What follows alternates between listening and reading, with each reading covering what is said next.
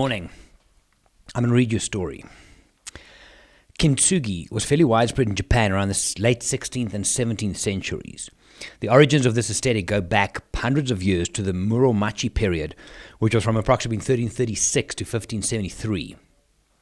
The third ruling shogun of that era, Ashikaga Yoshimitsu, from 1358 to 1408, is said to have broken his favorite tea bowl.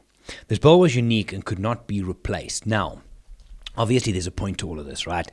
I'm going to talk about Kintsugi and the broken mirror metaphor. We'll get there. Carrying on. So, instead of throwing it away, he sent it to China for a replacement or a repair. The bowl returned repaired with its pieces held in place by metal staples. Staple repair was a common technique in China as well as in parts of Europe at the time for particularly valuable pieces. However, the shogun considered it to be neither functional nor beautiful. Instead, the shogun then had his own artisans resolve the situation by finding a method to make something beautiful from the broken, damaged object, but without disguising the damage. And so Kintsugi came to be. Now, what Kintsugi is it's the art of broken bowls. In that time in Japan, they still do this. A bowl breaks, and they then put it together with gold lacquer. So I'll put a picture up here, but it's a bowl, a piece of ceramic, teacup, whatever the case is, that's been broken, that has now been put together and held together by gold. The point is this: it doesn't hide that it's broken, right? It doesn't hide that it's broken. They actually make a new piece of art from the broken thing, still showing that it was damaged. I hope you get where this is going. So I'm going to read on a little bit here in a similar kind of vein. That new thing might not be perfect or be how you had envisioned it would be, but it is still beautiful. Rather than try to disguise the flaws, the Kintsugi technique highlights and draws attention to them. The philosophy of Kintsugi as an approach to life, that's where I'm going with this, can help encourage us when we face failure. We can try to pick up the pieces, and if we manage to do that, we can put them back together. I'll read that again. We can try to pick up the pieces, and if you manage to do so, you can put them back together. The result might not seem beautiful straight away, but as Wabi-Sabi teaches, this is a different philosophy, as time passes, we may be able to appreciate the beauty of those imperfections. The bowl may seem broken, the pieces might seem scattered, but this is an opportunity to put it back together with seams of gold. It will be something new, unique, and strong. Now, the thing is this: if a bowl breaks on the floor, it's in pieces, you can't use it. It feels hopeless. Yeah? If you pick it up and you put it back together and you put gold like these people do in it, it's still a bowl, but it's a different bowl. It's not the same bowl. Right? I'm going to keep reading just a little bit more. In just one piece of pottery, Kintsugi teaches us about accepting fragility, building strength and resilience, and taking pride that in the imperfection. Things can and do fall apart. In life, they will. For you, for me, for all of us, there's moments where you just think, fuck this, I can't carry on.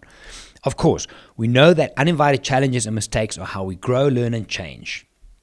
The philosophy is that heartache, mistakes, and failure are a part of life. When we pick ourselves up, we should not seek to mask the challenges we have faced. We all do that. We should not feel compelled to display a perpetually sunny disposition and behave as if it never happened. Kintsugi, the art of taking ceramic bowls that have broken and turning them into something beautiful without hiding the damage. Hold that thought for a second. Now, there's something called the broken mirror theory or broken mirror metaphor in psychology. I've been chatting, funny enough, because life is life, right? I've been chatting to quite a few of my clients about this. We have an internal mirror, you, me, all of us.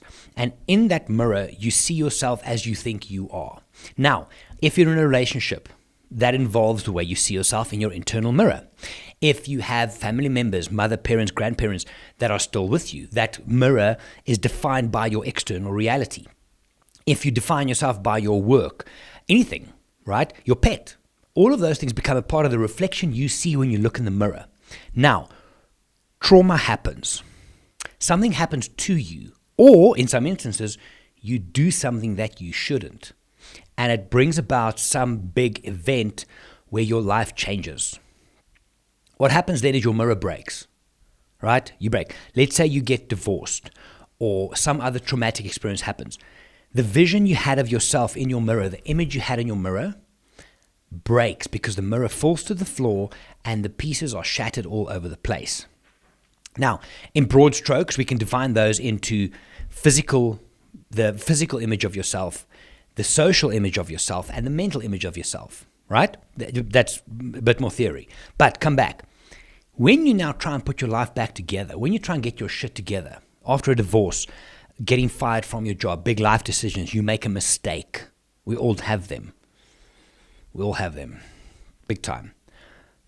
When you then try and put that mirror together, right? You can, if you find all the pieces, that's a hard thing in itself, is to pull all the pieces back together, to pick them up.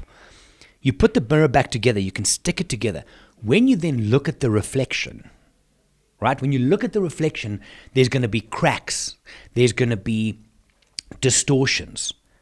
It will still be you, but it's going to look different, right?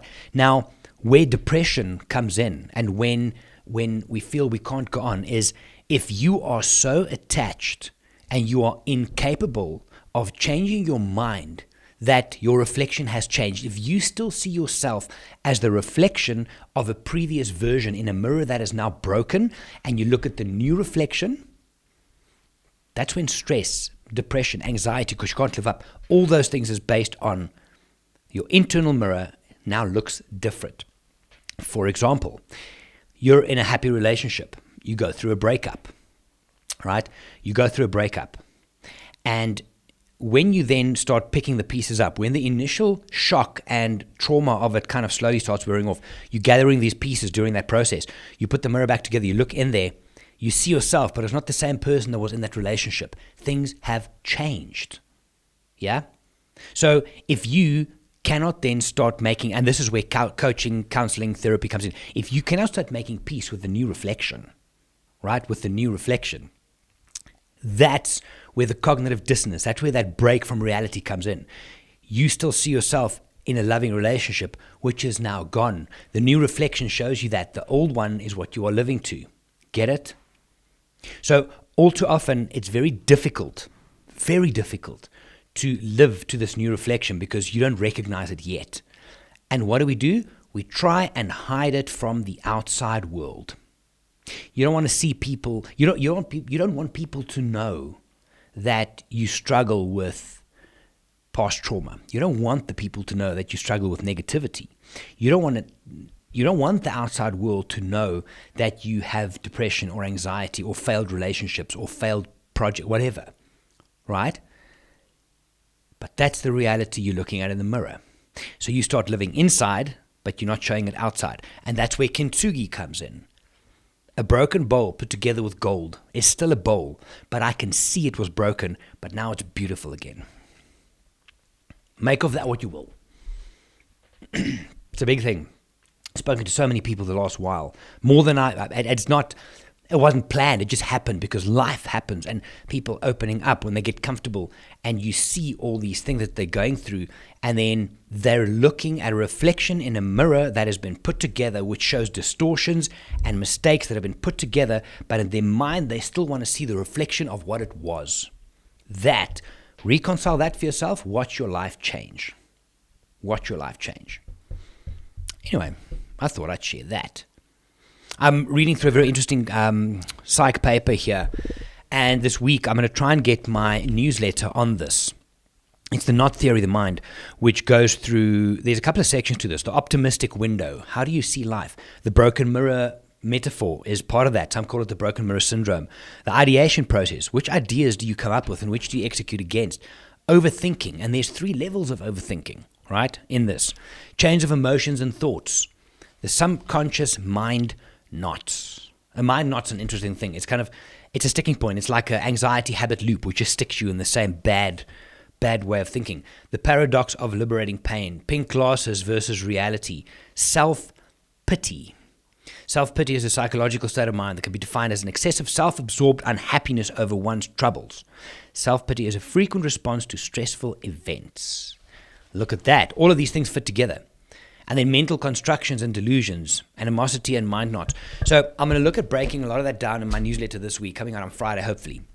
I'm traveling to Cape Town tomorrow for a few days offline, but I'm going to try and get my newsletter out. I've missed 2 weeks because I was traveling, but I'm trying to get that out again. It's a busy few days here in the office because, well, my last day in the office now until about the 7th of June. But I am going to be offline for the next 3 days in Cape Town. From Monday, I'm online again. I'm seeing clients. I'm then traveling to Norway over a 3-day period. Sleep one night in Oslo, one night in Longyearbyen. We get on the boat. I go and do Svalbard expedition with a lovely group of people. On the 28th of May, I get off there. I'm back online. So for those of my clients that have asked, yes, I am doing sessions from the 29th again online. And then I'm in Chicago for a couple of presentations, one on Svalbard, and I'm doing a photo walk at the zoo with Nick from the Chicago photo classes, which I'm looking forward to. I'm taking 2 days offline. I'm going to rent a car and just drive. I don't know where I'm going yet, which is cool. And then I'm traveling back through Amsterdam one night and then back in South Africa. So it's a busy time coming up, but I'm looking forward to it. Little bit of travel anxiety, not going to lie to you. I also think that quite a few of the people who do what I do, there's more anxiety around travel and doing what we do because you value home life more. And I'm speaking about myself, my guides, but that's a discussion for another time. If you have any questions, guys, please hit me up. Send me a message, comment on this video. Otherwise, I'm going to get to work. Good luck. And just give it some thought. The art of Kintsugi, making something beautiful by showing the imperfections. And number 2, the broken mirror. What is the reflection in your internal mirror that you're looking at that might have changed from the thing that was? I'll leave you with that. I'm going to go. More coffee, get to work. Have a good one. Take care of yourselves. And don't forget to be awesome. Bye for now.